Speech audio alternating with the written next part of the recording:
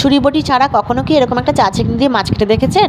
Hello guys, আসসালামু আলাইকুম। কেমন আছেন? আশা করি আল্লাহর রহমতে সবাই ভালো আছেন। আর আমি আয়েশা চলে এসেছি কিছু কার্যকরী টিপস নিয়ে। সবার প্রথমে ভেন্ডি।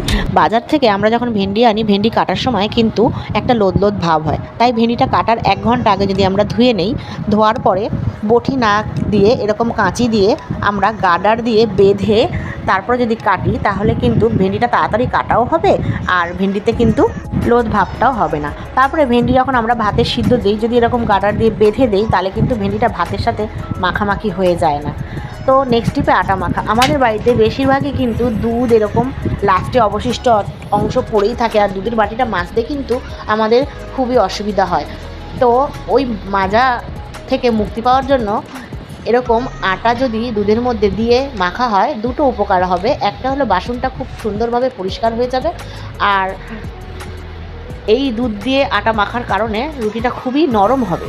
আর 3 নম্বর, যারা এখনকার দিনে বেশিরভাগ মেয়েদেরই নখ থাকে হাতে, তো নখটা বাঁচানোর জন্য এইভাবে যদি আটাটা মাখা হয়, তাহলে নখটা কিন্তু ভাঙবে না।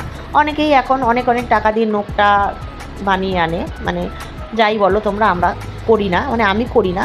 তো তোমাদের জন্য আমি এটা বুদ্ধি বার করেছি যে এইভাবেও আটাটা মেখে নখটাকে বাঁচানো যাবে। দেখো, আটার বাটিটা কিন্তু পানি দিয়ে ভেজালেই উঠে যাবে, কারণ দুধ কিন্তু আর নেই ওখানে।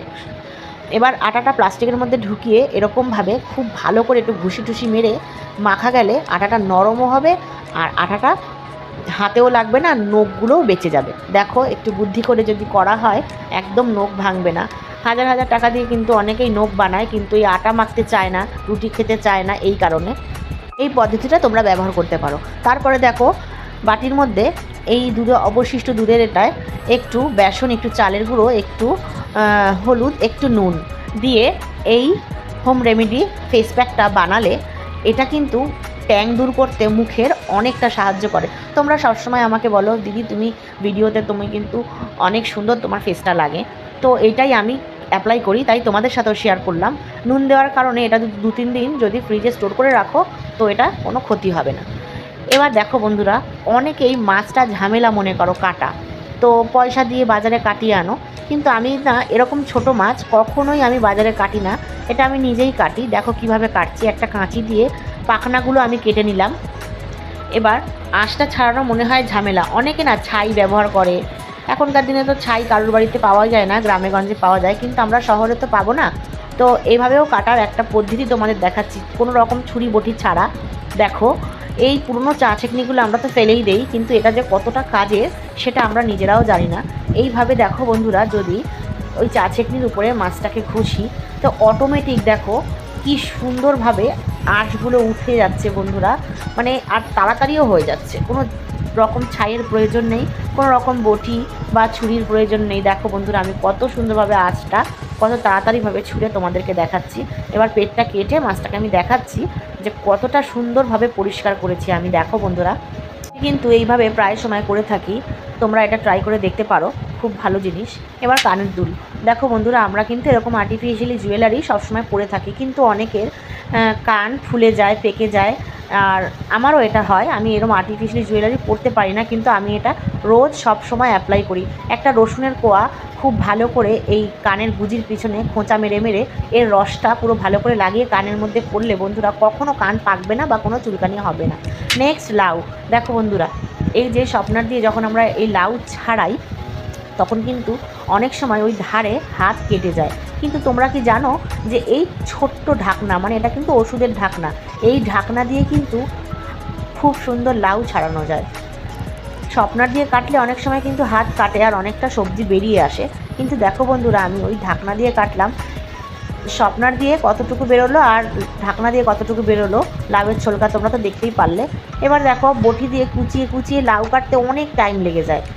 এবার যে বড় যে এই মেশিনগুলো হয়, গ্রেটার বড় যেটা ফুটোটা, ওটা দিয়ে ঘষলে দেখো কত সুন্দর, কত ভালোভাবে কুচি কুচি করে লাউ কাটা যায়। দেখো বন্ধুরা, আমি কিন্তু সত্যি লাউ কাটা না একদম পারতাম না, আমার না ঝামেলা বলে মনে হতো। তো আমি চিন্তা করলাম তাড়াতাড়ি করে কি করে কাটা যায়, তো এভাবে কাটার পর থেকে আমি কিন্তু এখন আর ঝামেলা বলে মনে করি না লাউ কাটাটা। এবার লঙ্কা।